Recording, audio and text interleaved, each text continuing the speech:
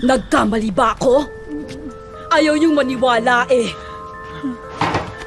O sabihin ninyong mali ako na hindi aswang ang pumatay doon sa babae sa kabilang kanto? Ma, wala tayong pruweba na aswang ang may gawa nun. Bukod sa ano? Nawawala yung... Tapos said lang naman yung... Oh! Ano pruweba doon na aswang ang may gawa?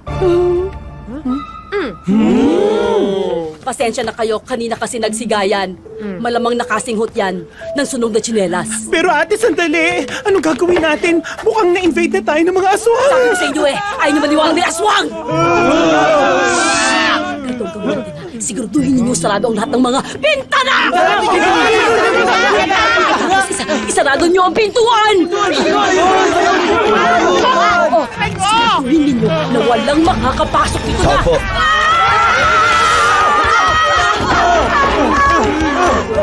Bakit po? Ano bakit? Di ba aswang kayo? Hindi kami aswang. Bakit kayo lumilipad? Oo nga! Hindi kami lumilipad. Kanina pa kami nagdo-doorbell doon sa baba. Sira yata yung doorbell nyo, kaya dito na kami dumaan sa scaffolding. Scaffolding? Oh, ito. Tikin? May scaffolding! May scaffolding! Scaffolding! Yes.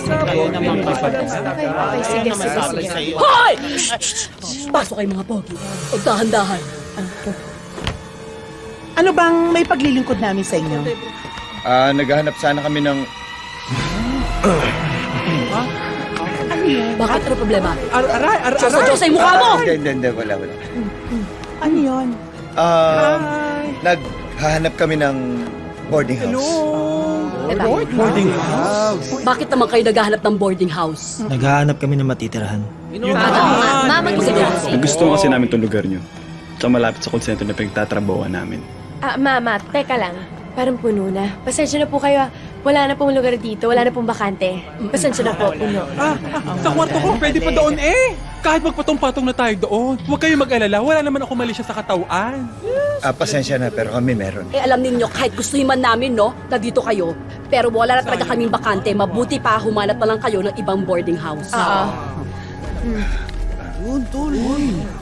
Sayang naman, Oo nga, willing pa naman kami sanang magbigay ng advance. 1 taon, mukha nga eh. 2 taon, Oo nga. 3 taon. Ay, sandali. Pwede mo kayo sa kwarto ko eh. Diyos ha, Kokoy, doon ako sa kwarto nyo. O, sandali, paano kami? Maluwag pa naman ang kulungan ni Boomer. Doon kayo. Saan gamit nyo? Tutulungan ko kayo. Congratulations nga pala ha. Awa ng Diyos, na-promote din. Ay nako, ba't hindi ka pa mag-aral ng computer? Para madali kang masenso. Siguro mag-aaral muna ako magsulat. Hirap na rin ako ng pagpirma-pirma pagsweldo eh. Hindi, biro lang. Uy, baka hanapin agad tayo sa opisina. Hindi naman, break time naman. Pero pagkatapos Natin ito, eh. hatid mo ako kagad ha. Sige. Okay lang ba sa'yo? Oo naman. Sige, kumain ka na. Kainin mo yung mga taba. Akin yung laman. Sige, kumain ka na kumain. Matakaw ka naman eh. Patay gutom.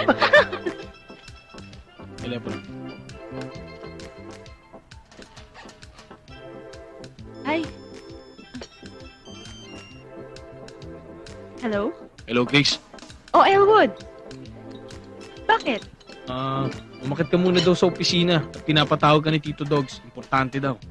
Okay, sige. Paakit na ako. Okay. Tumawag si Elwood. Kailangan daw ako sa opisina. Pinapaakit ako ni Boss Dogs. O, sige. Okay? Sandali lang ako ah. Huwag ka aalis. Sige.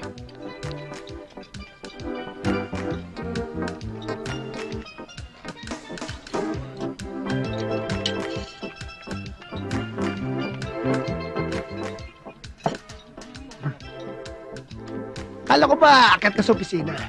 Mismo ako na. Elwood? Tigas talaga ng ulo mo, no? Elwood, galit ka ba? Matapang ka ba? Elwood, kapatid mo nga ako. Galit ka, no? Ano sa palagi mo? Tandaan mo to, ah. Ikaw lang ang nakakakita at nakakarinig sa akin. Kung ipagsabi mo to sa iba, ikaw rin. Ano? Mapapagkamalan ako, mate. Yun na nga nangyari sa akin, simula nung dumating ka sa buhay ko. Anong maluwag ang tornilyo? Ano ba ang pinagsasabi nyo?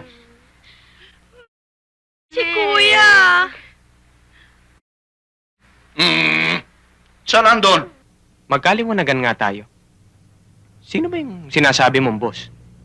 Si Jess o si Lucy? Eh, syempre doon kami, no? Mukha ba akong kampo ni Lucy? Oh. Ano hinahanap mo dyan? Baka ako tinatago mo lang sa ilalim ng buhok eh. Alin? Wala akong sungay, no?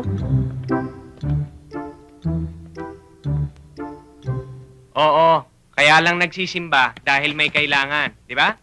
Apir.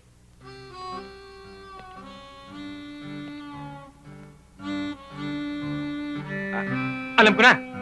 Para hindi kayo makalimutan ng tao, mag-promote kayo sa TV. Pa-interview ka kay Ate Lods sa Showbiz Linggo. Oh, teka. Baka ma-shock lang silang lahat. Parang ako. Kasi naman, saan ka naman nakakita ng anghel na direkta nakikialam sa buhay ng tao? Precisely, yun nga ang trabaho namin eh. Ang bantayan kayo 25 hours a day. Yan nga nagiging problema eh.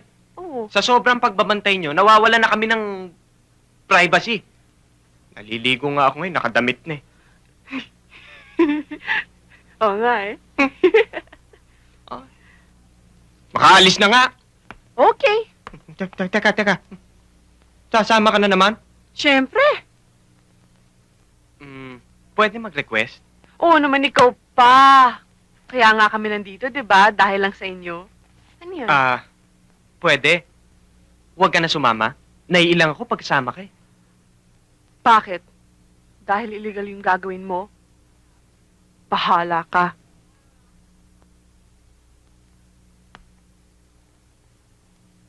Yaya, habang wala ako, pakilinis na rin ang kwarto ko. Uy! Biro lang, di ka naman mabiro.